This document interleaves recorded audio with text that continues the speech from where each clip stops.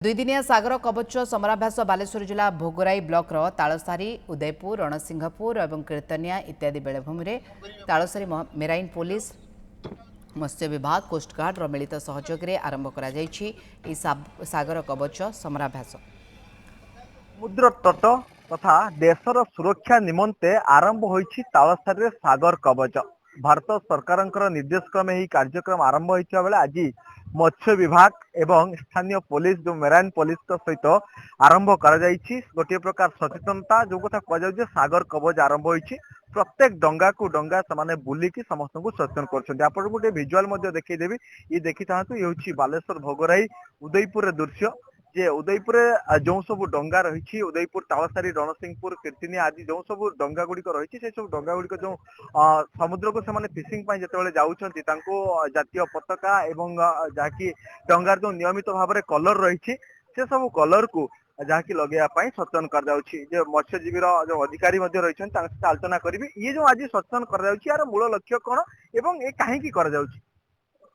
भारत सरकार गोटे आम सरकार अभिनव प्रयास गोटे मत्स्यजीवी मान सब सचेतन कर समुद्र को जाऊँ मत्स्यजीवी मैंने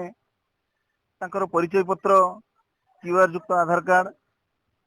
ता सहित निजर सुरक्षा लाइफ बॉय लाइफ जैकेट अग्नि निर्वापक जंत्र ये सब नहीं जावाक आम सब कहूँ डंगा को प्रॉपर कलर कोडिंग जो नाली कलर तल को कला कलर करने सहित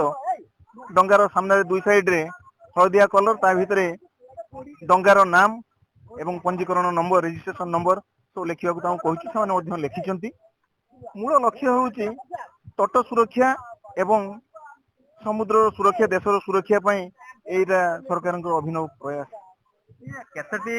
डंगा रही चारिटी जो मत्स्य अवतरण केन्द्र और तारी भीतर केते लोक एम्प्लॉय समस्त सचेतन करेंगे केते दिन चलिए आमर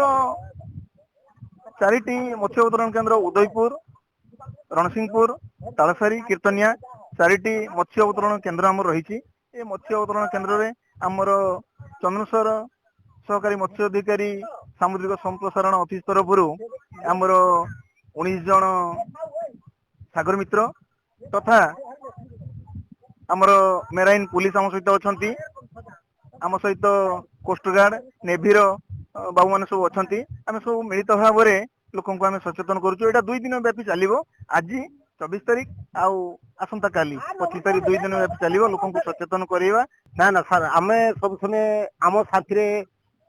फिसारी अफिसर रहती आमको सचेतन करती लाइफ जैकेट भी देन सरकार तरफ सब साहाय्य करते आम बॉडी रंगा रंग दे विपद पड़े भी बहुत साहाय्य करते जो झड़ बानी आसवा मात्रे आगे फोन फान करते माइक एनाउंस करते आमको बहुत सचेतन करते निश्चित भाव में प्रतिक्रिया शुणुले आपको दृश्य देखी